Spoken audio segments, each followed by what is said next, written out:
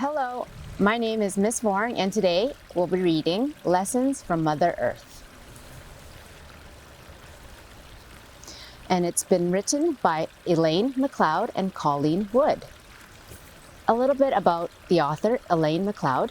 She's a teacher who has lived and worked in many parts of the world. She was born in Mayo, Yukon, and is a member of the Na-Chu-Niak-Dun First Nation. The stories she writes were originally told to her children so that they would know their history and understand their roots. Elaine lives with her family in Whitehorse. Colleen Wood, the illustrator, has worked as a graphic designer, illustrator, and painter for more than 20 years, and she lives in Vancouver. Grandma said, "Tess, are you hungry?" "No," I said. Grandma said, "Tess, are you busy?" "No," I said. "Well then," Grandma said, "let's put on our boots and our sweaters. I am going to show you my garden.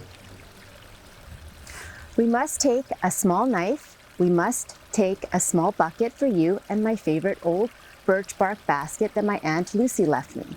I will carry a paper bag just in case. I had been visiting Grandma since I was born, 5 years ago, but I had never explored her garden." We walked slowly along the trail behind Grandma's house.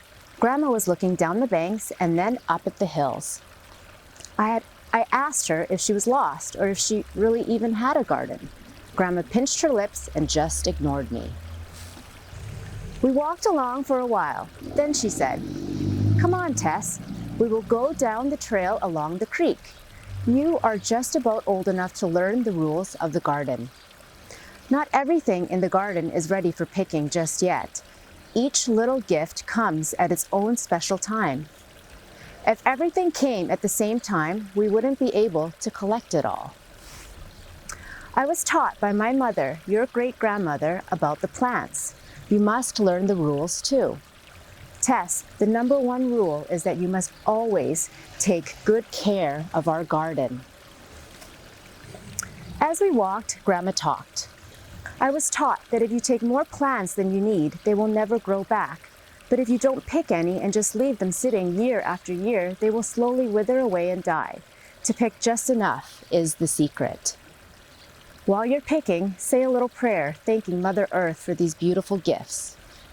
Be careful, Tess, that you don't trample the bushes, especially the berry bushes. Once they are trampled and broken, they don't grow again. Tess, you must always take care of our garden. Never throw rubbish around. If you are careful and thankful, my granddaughter, our garden will care for you.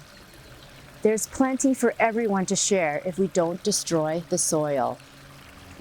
I am old now, but it has always cared for me. It has always cared for your mother, and if you take care, I know this garden will also care for your children." "Now," Grandma said, "we will pick some lamb's quarters for supper and a few to freeze for winter. Just pinch them off above the ground and put them in your bucket. The cranberries and rosehips are not ready. They are waiting for their turn after the raspberries and blueberries. Look over there, Tess. The dandelion shoots are ready. This is going to be a good year for the plants. You can tell by all the buds. Soon the mushrooms will be popping up in the field just beyond the trees. On this side of the hill, the blueberries will nourish you for weeks as long as you care for the garden." Grandmother and I picked and picked. The sun shone down on us in the garden. I could hear Grandmother talking a little to herself, a little to me, and a little to Mother Earth. "Grandma, you sure have a big garden, and now I know where your garden is." Grandma just pinched her lips and kept on picking. I whispered, "Thank you, Mother Earth. Thank you for sharing, and mostly, Great Spirit, thank you for such a wise grandma."